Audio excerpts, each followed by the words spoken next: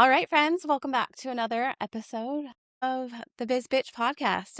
I am so fucking excited. To those of you that are taking time to listen, watch, I know and I see you. So excited. I just wanted to tell you that because it means so much to me. So today, I'm here with someone I can now call a friend, but just a little over a year ago was a complete stranger. I know. That's kind of crazy to Actually, it think might have about. been, I don't know if we had quite met yet. We hadn't quite gone into planning quite yet. It wasn't until we probably toured a venue Yeah. that we actually got to meet. Yeah. Mm-hmm. So Rylie and I didn't know each other at all, complete strangers, one would say, but had ran in similar circles. I had been to events you had produced with Women's Venture Summit, and I knew that you were a part of it, but I didn't really know who you were. Then I got the crazy hair up my ass to do International Women's Day last year.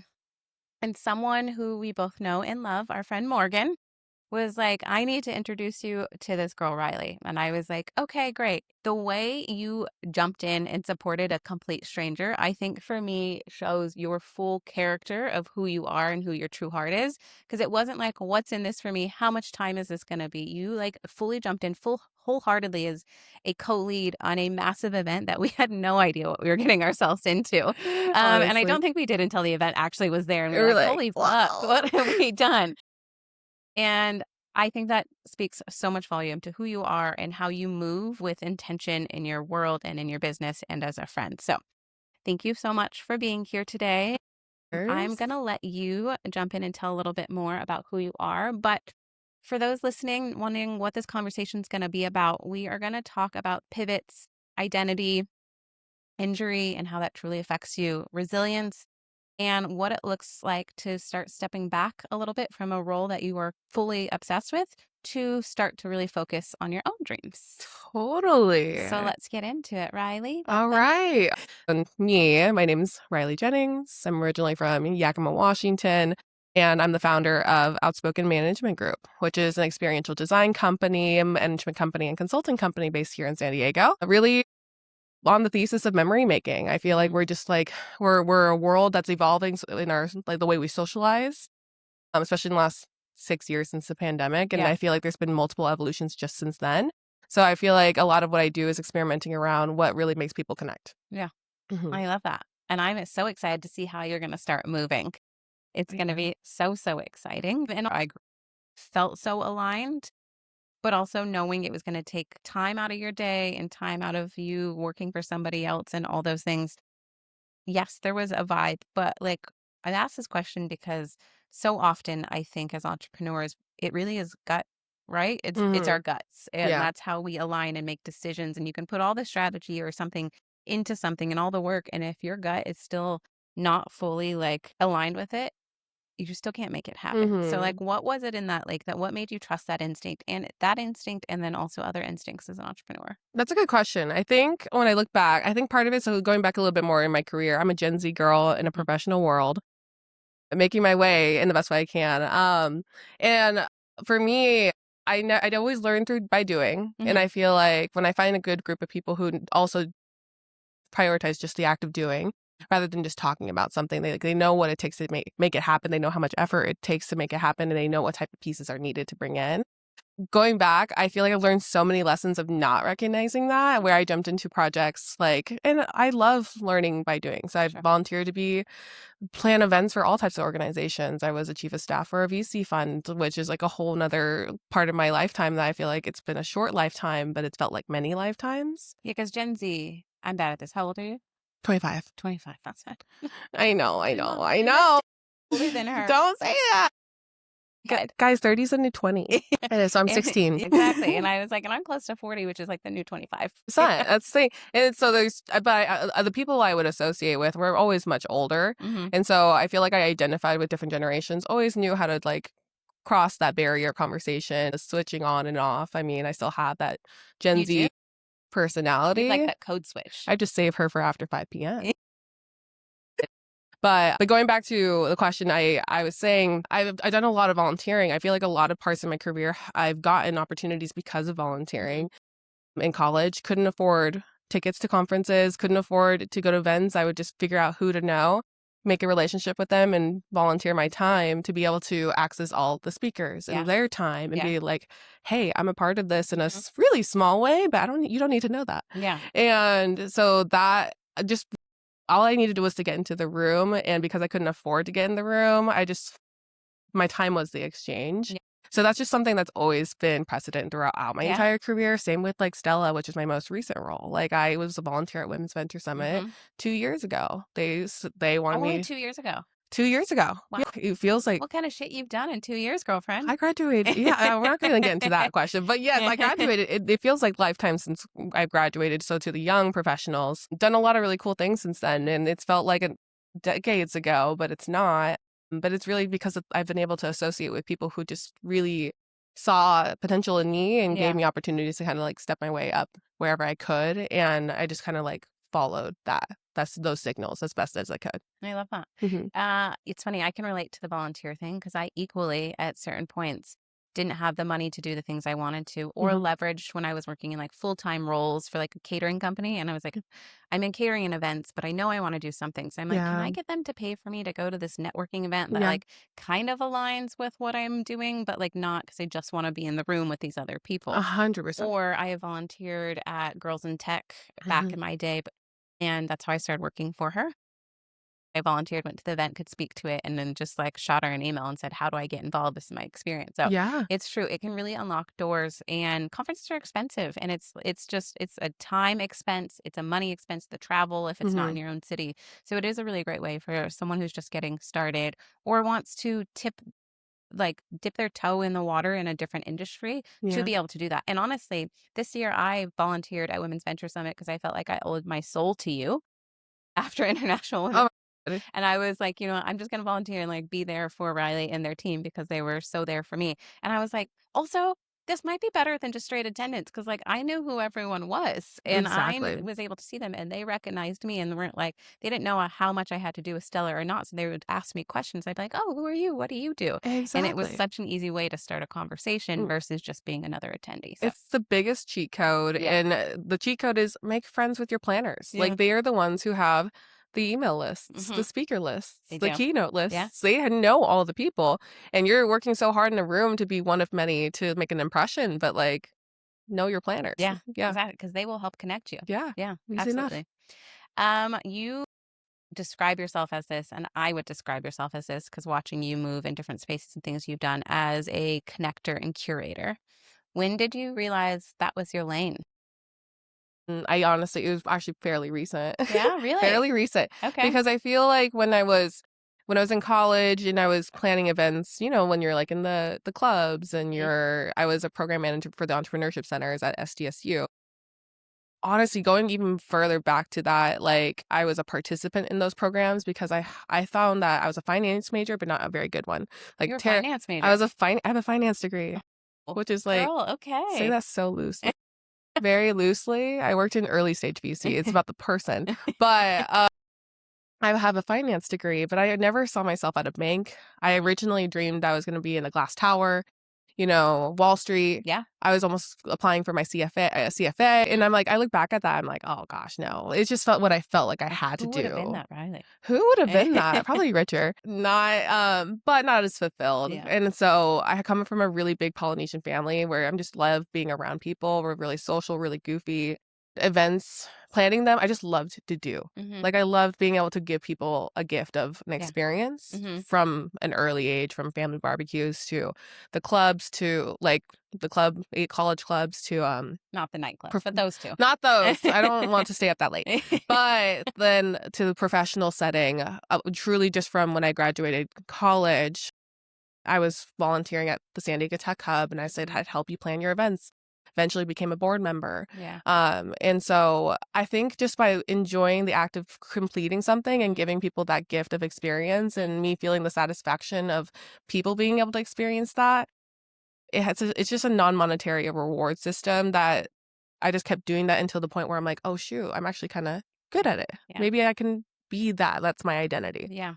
No, and I think you had that identity before you realized it. There Hmm. is no doubt. Hmm. Because even when we were planning the event last year, it was like I'd say one word or someone else would say, and you're like, oh, what about this person, this person, this person, for you to have that Rolodex already up in there at Mhm. such an early age with so many things going on in life shows that that's your secret sauce and part of that secret Yeah. sauce that you have going on. I think it's pretty nice to be able to know, like, you don't need to be, like, super smart at, money, finance, spreadsheets, stock, legal, reading. Like, there's sometimes being a sociable person and understanding people can be enough of a Oh, it's a huge skill set. yeah. I honestly think those that go to school a little bit too hard and don't work on the social part also get hurt on the other Yeah. side with some of those other skills. There's a balance. Yeah. And I love meeting other event planners because they're the only ones that can understand what it's like to go into an empty room, have a vision, and also the logistics, because your vision and like all the exciting fun parts, but then you're also like, to make all that happen, there's like a million steps that need to happen to get all of this in that room to create that vision and that feeling and that vibe. And then I always joke, people are like, should I get into events when I talk to them? I'm like, how do you feel about moving? And they're Mhm. like, I hate moving. I'm like, well, you got to learn to love it, because moving, like setting up a venue is like moving into something for 5 hours, maybe Mhm. 3 days, and then Mhm. moving out of it because you didn't like it anymore. Pack all your shit into a truck, get all your friends to this place, have a beautiful few days, maybe only 2 hours, 4 hours, Yeah. and pack it all back up and get out of there. And it's Yes. exhausting. It It is. is a lot of work, but those of us that do it, I think it's that feeling you drop into as soon as the first person walks into the room and goes like, "Holy shit!" or that person comes to you and it's like, "Today's been the best day of my life. I met so many Mhm. people. How did you do it?" I know. It makes it worth it. I thought you were gonna go into, like, trauma bonding because it is a little bit of that too, but the moving Yeah. the moving it's a mix of that, but the moving analogy is perfect. It really Yeah. is. Like, if you look at those crazy wedding, photos and Instagram, like, those were, like, warehouses and Yeah. bare rooms Yeah. before somebody came in there with a vision, Yeah. for sure. Which is why I'm not in weddings. That's why I'm also not in weddings. I wanted to be a wedding planner. Those movies, they made me want to do it. And I did like a Respect. few of them and I was like, oh no, there's a Uh-huh. space for that. And she ain't me. J.Lo showed me enough in the wedding planner Yeah, to she know that did. when you get into personal emotions, that gets into a whole Yeah. nother field, so I have a lot of respect for it Yeah. too, and Same. so I'm gonna stay on corporate for now. Yeah. People care so passionately about flowers in the wedding. Yeah. And I realized I didn't early on. Yeah, it's a one-time thing for people, and so it's like you feel the extensive passion for one event every single time you plan it, and Yeah. so I feel like I have deeply thought about it. People have asked me if I wanted to do a wedding, and I'm like, I say for my best friends, that's who I do weddings for. If "Yes, they needed me, I would jump in for best friends, I and am." that's about it. I am helping my best friend plan her wedding right now in Exactly. May. Yeah. I'm officiating it, and Ooh, so that's on I my bucket list. I want to officiate a wedding. That is like yeah. one of my friends. It's on. I'll read you the speech afterwards, I Yeah. want you to know. Yeah. So fun. I love that. So going back to Yakima in Washington and specifically being Samoan, which is a culture that is deep in culture and Mhm. family vibes, Yes. right? So I grew up around a lot of Polynesian because of my brothers Uh-huh. being in Washington also. You're in that area. There is a huge Polynesian Filipino, but you described yourself, which is so interesting, as someone who didn't like to stand out Mhm. amongst your family and growing up. And I feel like now you like standing out a little It's interesting. more. I think I give off the facade of it for sure, but there's also a reason I'm a planner. It's because when I get into a room and I'm not planning the room, I get a little like anxious Yeah. too. So it's a mix. It's a mix. I was a terrible child actress. I was a child actress because Oh my God, I yes, was you did say this. I was really shy. I was a really shy kid under 18. Oh, okay. Some people would say okay, under like maybe teenage years. Yeah. And so it was definitely a big part of the character development, the Mm. drastic character development I've had in the last 25 years.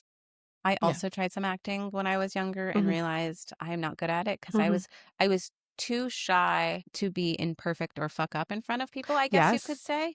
Or Yes. even now, like even putting on an accent, like I just something in my head won't let me get there. Yes. And Removing. yeah, just Yes. removing myself and just letting myself, which I think people would be surprised about for me as well. Mm. So, with the large family and family values, what are some things you think you take from that into entrepreneurship? I really can say this confidently. It's everything. Yeah. It's everything. It's everything. Because I even if you go into my website with Outspoken, there's an about page that talks about like my parents, for example, because going back just growing up, it was just a very like almost idyllic. I look back at it in a very idyllic lens because I mean, having a big family, all of my cousins, I have 27 cousins, first cousins, and just on that side. It's a good amount. I think I have 27 nieces and nephews, but If we want to go there, yeah, it's probably in the 50s or yeah. 60s. There's new ones that pop up. I'm like, when did you start talking? But 27 cousins, and we all talk to each other and are close. And I had the benefit of all of them. I'm the third youngest of 27 cousins. My Wow, brother, okay. one being the second youngest, and Yeah. then one below. So I was the youngest one, so that very organically, also in the culture, Samoan culture, there is like this respect that you give when it comes to like elders and Mhm. in family spaces, is like making sure you don't run around, like don't yell. It's not really, you're just trying to be a very like respectful kid Yeah. too. And so with that, I didn't want to ever like necessarily cause trouble. I was a huge people pleaser. Like I wanted to make sure everyone, I was liked Mhm. by who I was around. And so part of it was just in the fact that like we were raised to be very respectful as much as we can. My parents joke around now that I'm like kind of like, A where'd little that bit. mouth come from? And I'm A little like, bit of a rebel. I'm like, you wanted me to be independent. Here I am. I just took a couple years. Even my parents put me into acting because of that, because I was shy and because my mom is the most outgoing person ever. Like, think of me times 10 for those who know me. And she's always been very entrepreneurial at heart. She always evolved her careers according to what made sense for our children's lives. So like when it came to pickups and drop-offs, like she worked at a dental office. She became a hairstylist. She then opened a salon and then became a realtor because college was coming up and the scholarships weren't coming my way. And so my parents helped me pay for college because they switched to real estate when I was 17. And my mom was really good at it because she just knows how to hustle.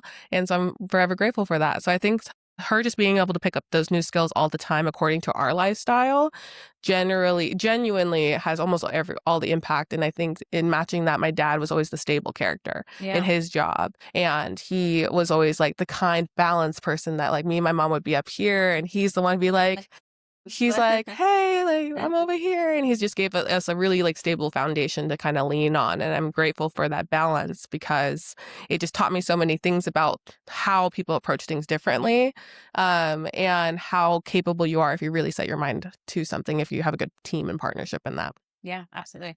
I think also when those of us are lucky enough to see entrepreneurship modeled in our families, Mm-hmm. in our lives, I think it's a little bit of a blessing and a curse because it's Mm-hmm. like you see that modeled, then you think about traditional work. And for me, like I went into traditional corporate because I thought that was the safe space. That's what I Yeah. needed to go do, work at a bank, work for Marriott, work for these big brands. They can take me places. And there was always something inside of me that was like, fuck, I'm not meant for this of it and the flexibility. And same having my mom around to drop me off at school Mm-hmm. she would bring me like a hot lunch twice a week. She was also a real estate Yeah. agent. So she'd just go pick it up and drop it off. Oh, And I was like, we have a lot of yeah. similarities. And so I was like, I got to see so much more of my mom. Sure, she worked on weekends, but she was there for me in those times because she had the flexibility in their schedule. Yeah. And I think that's another thing too, is like I saw the benefit of being able to have your parents around. Mhm. Like in a corporate setting, of course, it's just like your time isn't necessarily under your control. Mhm. And time always became a currency very early on. I Yeah. think to me, even more, honestly, even more compared to money, which is like Yeah. a whole nother Oh, conversation. yeah. But time and time spent with people you love, it just became like the biggest currency in my mindset. And I think when it came to the professional setting and the amount of people I met and knew and spending time with those people and learning about their lives, which turned into a whole like podcast like era of my life, like all I of just learned she used to have a podcast. Learn so something new every day. I have a respect for this game, girl. I Is it really still out do. there? Can people still listen? Yep, still on YouTube. Baddies mean business because I wanted to be the next call her daddy, but and then I was like, maybe I shouldn't like share all that because my parents would come for me. My mom would come for me. But so it turned into a very honestly something that completely like helped me with my career, which was great. But the love of conversation and learning from people directly was just the driver of all of it. Yeah. Yeah. It's fun to think about starting a podcast, add sex and relationship into it really heavy. Mm. But then when it actually starts happening, it's like, do I really want that out there? My Yeah. podcast before with an old friend it's called Wild and Raw, and it was all sex and relationships. And it was like, I was just starting to meet my boyfriend now. Mm. And it was like all my stories of being single and then even our story of meeting. And like, I'm still really proud of it, and I don't mind that it's out there. And I still, with this podcast, will get deep into those conversations. But it was one of those, like the first few episodes out, you're like, hold on, the Yeah, world's out here; they can listen to this. So I have mad respect to call her daddies for the girls totally. got to eat girls, like to fully just be out there. Yeah. And I think for me, it's like I want to be there, and I just need to work on that a little bit. But Yeah, your sacrifice is honestly so appreciated by yeah, us because yeah, like we learn so much from it and we admire those people who can do it. And but I'm like sometimes it just gets to the point I'm like, I may not be me. It may not be me, yeah. but my girls know all of it, you Yeah, know? and that's okay to realize it may not be you, and sometimes we gotta step into it to realize, "Oh, I do have a Yeah. little bit of boundaries Yeah, there's around." nothing wrong with it. There's nothing wrong with that. It just is what it is. Yeah, It's just the cookie that's crumbled. So, yeah. So, what happened to you when you were 17 mhm. and you experienced a traumatic brain injury, Mhm. that changed, obviously, your body, your life, your the way you lived and show up as a Yes. human, and at such a young age, and you're still young, but at such a young age to see what you've done through that experience and that life-changing experience. How do you think that's reshaped the way you think you would have came into life? Yeah. Um, Yeah. and set time, possibility, the way you show up, all those things. Yeah, and I'm glad you asked this. Honestly, it's like been a kind of a long time since I've talked about it, and but I'm like so open to talking about it. It's like whatever. But looking back at it, it was really honestly a really big blessing. And everyone has like a tragic story Sure. that usually it's almost like a life requirement. You have to have that one like insane life moment that completely pivots you in a way that like, gives you a bigger grasp of reality and Hmm. like your choices. That was mine, and it was right before I had to apply for colleges, or apply for college at the time. So I don't like really remember that time of my life well because of my short term memory. But what happened at that time, everything prior, I feel like I was always very scared to like Hmm. take a risk. Like I just wanted to just get done the bare minimum of what I needed to get done. I just wanted to get through school just to get through school. I wasn't a bad student. I just struggled a lot with focusing in Yeah. classes and being able to take a test. So like traditional learning is just not something that comes very easy to me. I just kind of just wanted to get by, like just get by and what I needed to do to get to the next step. And Hmm. I always imagined that the fun things would come later. Like when I always like dreamed of, the what life would be like afterwards, like the Disney Channel shows or whatever it is, like Hannah Montana, like California, Malibu. Yeah. Yes, like that, the adventures. I always imagined them coming later in my life that I didn't really think about like what's happening now. And so that accident, it left me with a fractured skull, a subdural epidural hematoma, and The accident. accident. All right. It was a car accident. It was just like a silly day. I was hanging out with my friends, and it just was an accident that shouldn't have happened. Which it was just insane. It was just an insane thing that happened. I had to get like life flighted to Seattle, and actually the hospital that was inspired Grey's Anatomy, which when I was like loopy on drugs, I'm like, that's so cool. I love McDreamy is here. And so, but that experience, it wasn't like, I look back at some photos of that. I'm like, I can't even believe it. I actually just saw a photo recently of when I was on the stretcher. I'm like, oh my God, Yeah. if I could just tell her though. Yeah. And so going back to the question, and the miraculous thing that happened with that is that the fracture on my skull was right over the bleed that would have required surgery. Okay. And so I didn't need to have surgery because it was organically set up that way. Oh, So it was interesting. Something crazy. was watching over you. Thanks, God. Thank you so much. And I just look back at that and I'm like, oh my God, like I'm the luckiest person in the world. Thank you, God, because I just like it was already a big regret. My more so because for what it did to my family and my parents and the things that they had to do to kind of get me through that. Because I wasn't able to leave the house for a couple months because the light sensitivity and all the things. But that moment was like, this just almost ended it all. Like all that dreaming I had for the future, all that the planning I had and all the things I wanted to accomplish would have just vanished. And everything that I was just had done to this point, that's what would have been done and that would have been my legacy. And from that point on, I'm like, fuck it. Screw it all. Because if that's the case, then I'm gonna just like make sure I experience as much as I can whenever I feel like it. Because who knows? who knows what's going to happen next. And everything I've done since then has been really about that when it comes to professional choices of just, honestly, I've taken on a lot more risky roles of small teams, startup companies, like nonprofits. All of that is really because I like to learn quickly in those settings, but it also it's for the plot. Like, it gives a really good It plot to does. my story. And that was like, and I love that. I love experiencing things. And because I almost didn't get to do it. So looking back at that, I'm like, that really was the driver. And like my entire like character development, personality change, from shy to being like, why waste your time being Yeah. shy now? Like, because I don't want to like regret something like that. That was the root of it all. So everything I've done since is because of that mindset. I think, I mean, it's obviously such a tragic and horrible thing that like we don't wish upon ourselves, but sometimes those are really what gives us the platform or the thing to be like, hold on, I'm not living life the way I can or the way I want to, Yeah. the way that as full humans we get to.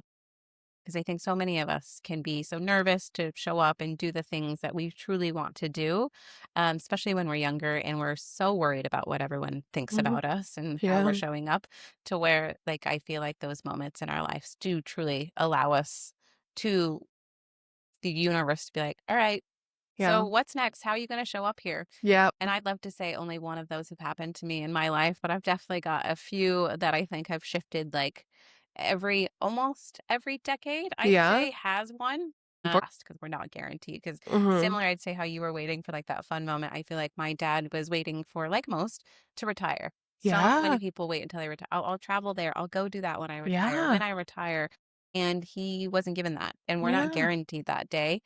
And I saw that and was like, I don't want to work like a asshole my whole life and then Mm-hmm. have fun when I retire. Because if I don't get a chance to retire, I didn't get a chance to live life. So for Yes. me, as like an entrepreneur, I say my ethos is I'm growing and allowing my space to live life in my weeks every week Mm-hmm. versus waiting, because at least at the end I might have a little bit less money. Hopefully not. It'll still grow. We'll But get at the there. same time, I do have a lot of life experiences and a lot of really cool shit to add to my Yeah. story, which Yeah. I know a lot of people don't, because they spend their days at their desk, at their laptops, or if they're in corporate America, in four glass walls, Mm-hmm. which seems fun. But you know what? You haven't lived until you can just take like a Wednesday off and go fuck off at the beach Really, enjoy the it's life. the most invigorating It experience. is, I and have know. lunch with a bestie, and Mhm. there's nothing more, I think, fulfilling than those kinds of opportunities. Truly, and that's the thing where it's like mentally, and on the conversation of money, it's like I feel so wealthy. Yeah, I feel so wealthy, which is like sometimes the thing where it's like people ask like, "What are your goals, KPIs?" And it's like I have to actually mentally push myself to really put in the numerical monetization types of goals, because to me the subjective goals yeah, is really what makes me feel yeah. wealthy.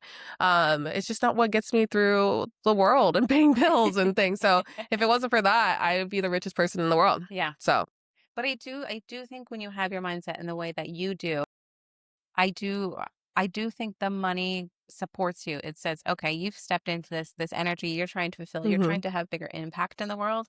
And almost the universe is like, don't worry, girl, we got you. Yeah. Like we got Mhm. you, because you are living something so much bigger than getting attached to those money Yeah. goals, which Yeah. I think is really easy to do, where Yeah. society tells us we need Yeah, I have people like you though, like to like to. really lean into, because it's like we have a very similar way that I think we approach like how we want to build. Yeah. And I think that's where it gets into the community of it all, of like not feeling lonely in a journey that is just inherently Yeah. lonely. And but also accepting the fact that it's like you're actually not as lonely as you think, in the way that you know that there is a category of people who are equally as lonely, Yeah. who are looking for you, Yeah. always looking for Always. you. They There's are looking for Yeah, us. absolutely. So such a big point in your life, you also didn't just like go into like a poor me, like this happened to me, which I Mhm. think a lot of people do, which I also want to respect. Like everyone's journey is different, and that's, how some people deal with it. But I feel like you took it and you went, all right, what am I going to do with this life experience? I'm going to live bigger, I'm going to live larger, but I'm also going to start a business to Yeah. attach to it. So you founded a business based around TBI survivors and caregivers. What did Yes. building that look like? What was some of your learnings? I know it's not still around Mm-mm. anymore, correct? No. But like what was that? Yeah, so when I was a freshman, so after that process, applied to colleges, ended up accepting to San Diego State University. I mean, the best choice ever. Especially coming from Washington, you're like rain all the time, sunshine all the time. Like it was like Wazoo, yeah. UW, and I'm like, see ya. Yeah. I was like one of 2 people in my town that went to the school, which I loved. And once I got here, I think it was like the second week of my freshman year when I'm like walking around, I'm like, like that early 2000s, Yeah. like coming of age music comes on in my head. And I'm like, what a world of opportunity. I was so grateful for have like overcome that injury. And I just come from a place of just so many I've honestly like privileges of just like a loving family, and my mom is like a first generation, like they moved from Samoa, my grandparents moved them over. So I just felt like it was almost like a duty to like make the most of it and take on every opportunity I could. And so my freshman year I applied to a program called Zip Launchpad, which was a student accelerator to help students build startup companies. I loved Shark Tank, the show. I love the show Shark Tank. And so that's my familiarity with that space. And I thought, since I don't see myself in traditional finance, could entrepreneurship be my way of actually solving the world's problems and having a exponential impact on many people's lives by solving one of those problems? Yeah. And the problem I chose was traumatic brain injury survivors and their caregivers.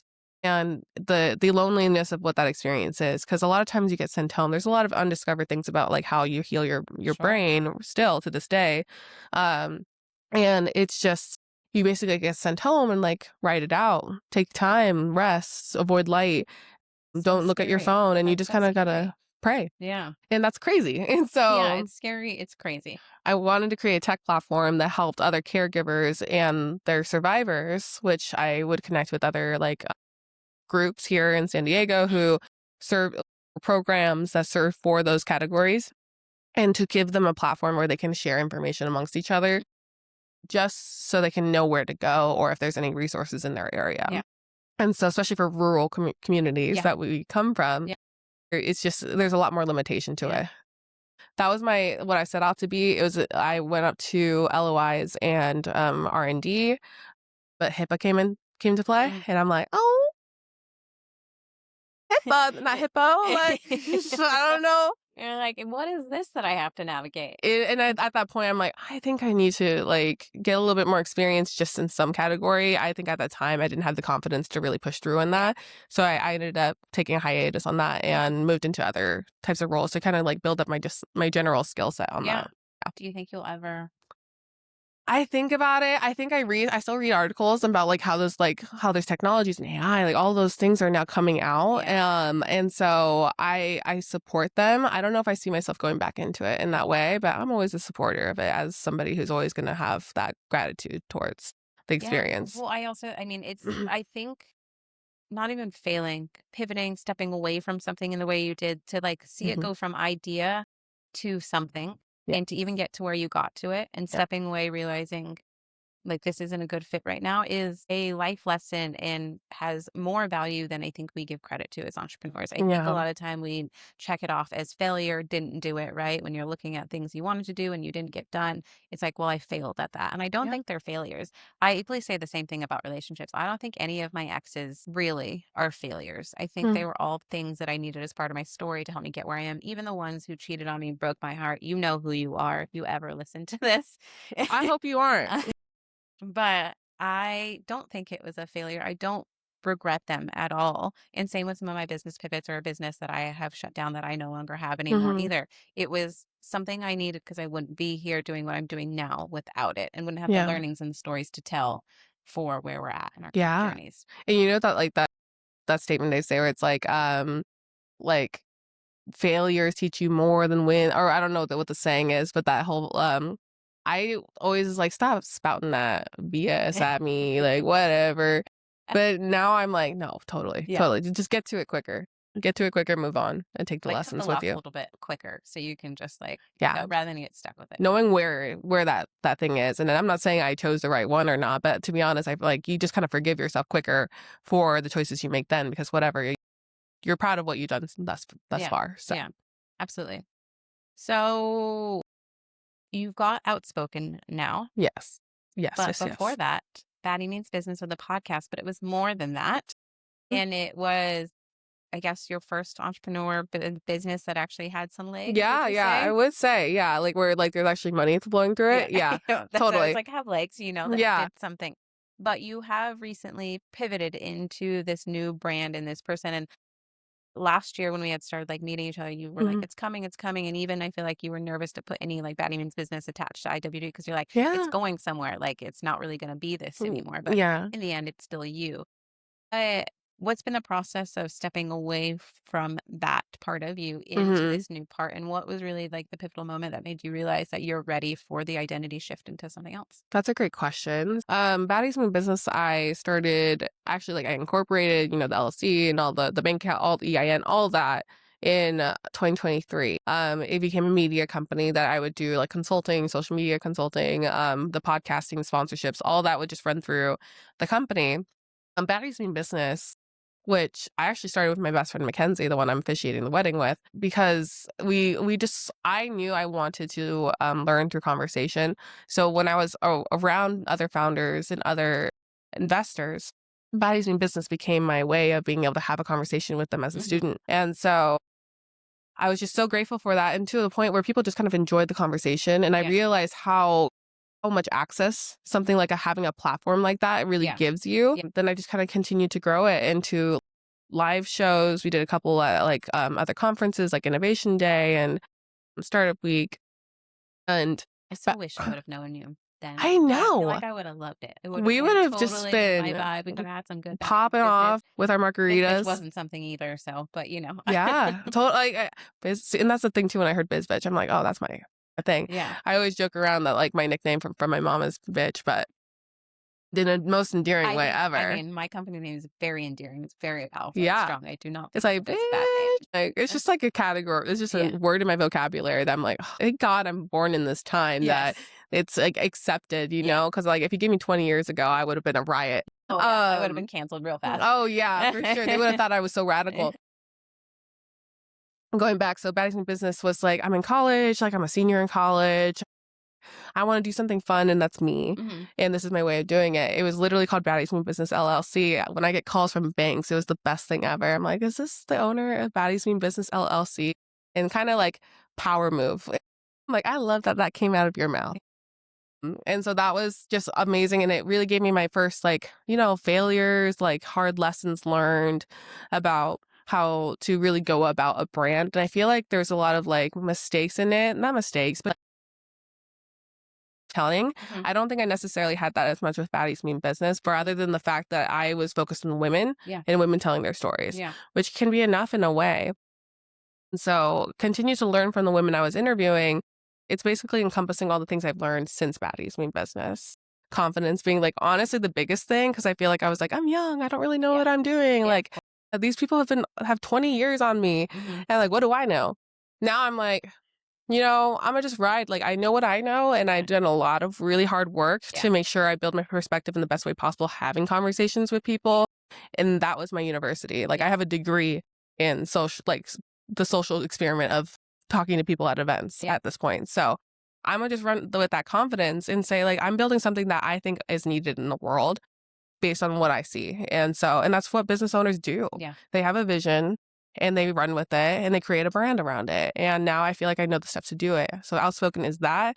And now I'm just trying to share all the things I've learned from other people and bring it to their businesses so that they can reap the benefits of it. I'm so excited to watch Me what happens. too. I like when you officially put it out there and I like went and looked and I was like, oh, this feels so aligned in such a good way for Hmm. where you're at in the new piece of you.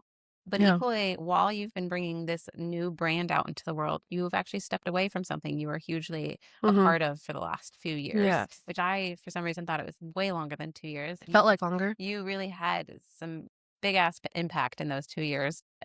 What has stepping back looked like? And would you say that potentially stepping back is allowing you more space to dream bigger and be a more entrepreneur? Because I think a lot of women, and I don't think anyone should step away from their dreams and their money and their security, but a lot of us want to have that full-time job or that larger contract client Hmm. and still say we're an entrepreneur on the side. But Yeah. when you're really involved in someone else's brand in that way, I personally, it's hard for me to have my own dreams because I'm full in when I'm in, Yes. right? Yes. And 100%. even now, I have clients who are like, "Can we bring you on to more leadership?" And I have to have a boundary because I'm like, I'm sorry, I can't show up for you like that and Hmm. still take care of all my other clients, my brand, and my business. Like, I Totally. have a limit of how much access I will give one client to me, Hmm. because it's hard. Yes. Yeah, No, I think you know this better than anything too, because it's like when people think of your name, what do they think of? yeah, And I think for the last couple of years, they thought of me and they thought of Stella. yeah, And with Stella, I like have so much gratitude around that because they brought me in as events director in late 2024 and hosting conferences and events. Like for the first time, we're doing an Elevate conference in Rochester for 300 women over there, which is like the most fun. I love my Rochester girls.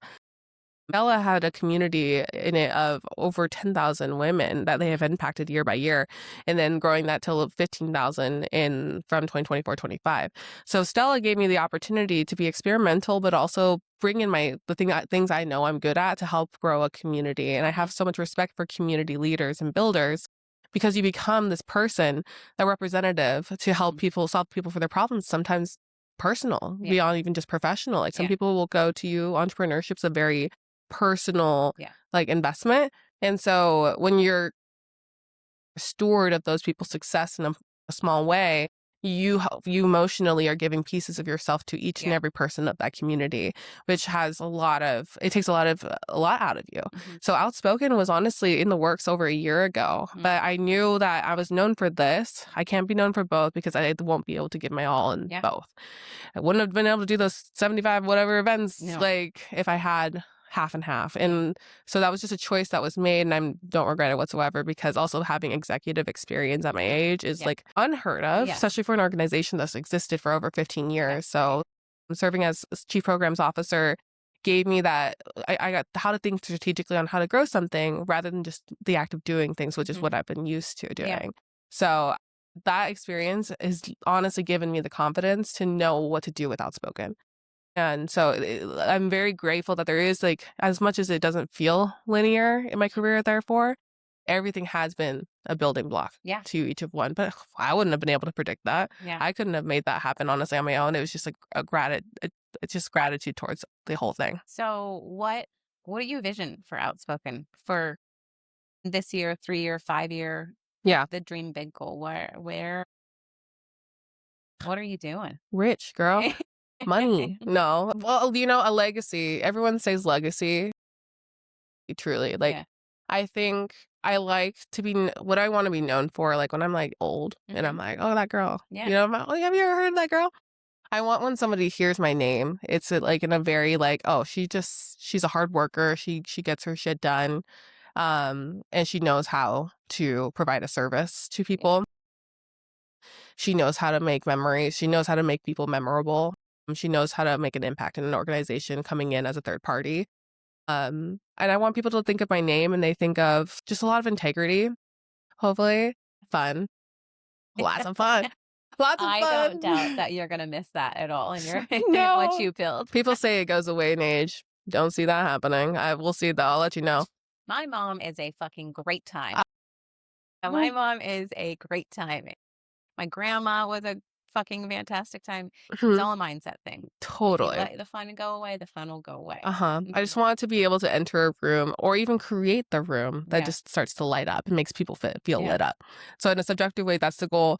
The KPI, money, mad Yes, money. yes, yes. Everybody We're all gets here for that. Look, reaping the benefits. I'm all here for being aligned with your purpose, your mission, your fulfillment. But look, We're here to in make order to money. do the way I want to show up and impact as well, I need money. Mm, Money, like when someone says like, "Can I pick your brain for free?" If it like, I'm like, "Yes, absolutely." But anything past that, I'm like, I also need money because like in the way I want to show up for you, like there has yeah. to be a transaction at Yeah. some point in Yeah. some way. In order for me to help you make money, Yeah, hopefully double what I'm making out yeah, of anything. It takes a little investment too. it So does. I think that's also a lesson that was learned, like all the free, the volunteering, Yeah. that goes back to our roots. Totally valid. I will stand by that. But it gets to a point where you're like almost have to have the confidence to be like, Hmm. To start asking. everybody's got to eat. Hmm. Yeah, absolutely. And there's nothing wrong with that. We deserve to. Specifically, it's like women. We deserve to. We work hard, girl. There's no doubt you work hard. But you work hard. Let's turn that into this game. We can Yeah, go all well, day. yeah, we could go all day. Oh, I want to end with this. If you met the child version of yourself today, what would you say to her? I'm like, oh, just you wait, girl. Just you wait. Like, even if I like stopped right here and I looked back, even from like 2517, like just that time frame, Mhm. when you can go all the way back, I'd be like, don't you worry. Like, don't you worry. Everything's gonna work out. Just keep your character, keep intact with that. Keep moving with the service mindset. Keep giving back to others. Yeah. Just keep doing that. Everything else will follow. You'll be okay. Yeah. Yeah. I think that is a great one to end with, and a reminder for all of us to also just say those things to ourselves. Because even at 37, sometimes I have to be like, "It's all working out. You got this." Mhm. There's so much doubt that comes into being an entrepreneur. We say it's the biggest journey of self-development and Oh, yeah. therapy you've ever had. Still Uh, is. We still yeah, always will be. daily, but it's all gonna work out. We've got this. Yeah, Yes. absolutely. 100%. No regrets. Well, thank you so much for being on the Bizz Bitch podcast Of today. course. Before I close out, where can people find you? What things do you have going on coming up that people can find you at? Or what Yeah. kind of clients or partnerships are you looking for this year? Yes, all good questions. So, in order to find me, follow me on LinkedIn, Rylie Jennings, Rylie, or follow Outspoken Management Group on LinkedIn, or visit our website, sooutspoken.com. And that would be the main place to really see everything from blog posts to the types of services we provide. The ideal organization, those who are really trying to make a deep impact with the stakeholders that they work with and the Mhm. communities they work with. Yeah. No more, I don't curate experiences beyond 500 people. And that's an intentional choice made because I want to make sure that every person in that room Hmm. can feel seen at least once Yeah. within that and they have a personality that shows. And Yeah. so there's an intention behind that. And so organizations that are willing to work with that type of category and go really dive deeper into how to make a memory and be memorable with stakeholders, that's when you pull me in. Yeah, I this love has it. been wonderful. Thank you. Well, Riley, thank you so much for today. I think like my biggest takeaways were the get yourself in rooms through volunteering and service because it is so important. It can impact your life in ways that you don't even know. I think sometimes even while it's happening Mhm. later on in life and looking back on those journeys and say yes to volunteering at conferences. It is literally a huge cheat code, friends. Like Mhm. I still do it. It's like, do I want to buy that ticket or do I go volunteer? Like what experience do I want there? From events background, I'm like, "Ooh, it lets me get my feet dirty, like my feet wet a little bit in like Yeah. the industry that I Uh-huh. miss that I don't fully do I anymore." love the back room. I Yeah. love the after Yeah. party. I Yeah. love the Yeah. team, Same. like, the war stories. I Yeah, love it. they're such good stories. And then the other one is to truly take the things that happen to us in our lives and make it part of your story. The traumas and the things we think that we can never recover from or that are reasons that might be getting in our way of growing and expanding is make it part of your story and see how you can kind of look at the light of it Mhm. and equally to me not living every day or living every day like it is your last because we're not Yeah. guaranteed tomorrow and so Yeah. start building the life right now that we want to live right now to where if you don't get the chance to continue on Mhm. you can be like fuck yeah I did some Yeah. real cool shit. For real, Yeah. for real. I'm just so grateful for this conversation, and I admire the heck out of what you do with Biz Bitches and all the events you Yeah. do, and so I see you as just in so much light, and I'm grateful for you just being in my orbit, so I appreciate it. Oh, all right. And thank you so much, friends. Bye, bitches. I will see you all soon. If you liked this episode or any episode, please like, review, subscribe, and also tell me in the comments who do you want to see? What topics do you want covered? All that fun stuff. I am here for it. Come send me a DM. You have no idea how much it lights me up and makes me happy. And I promise if I do not get back to you right away,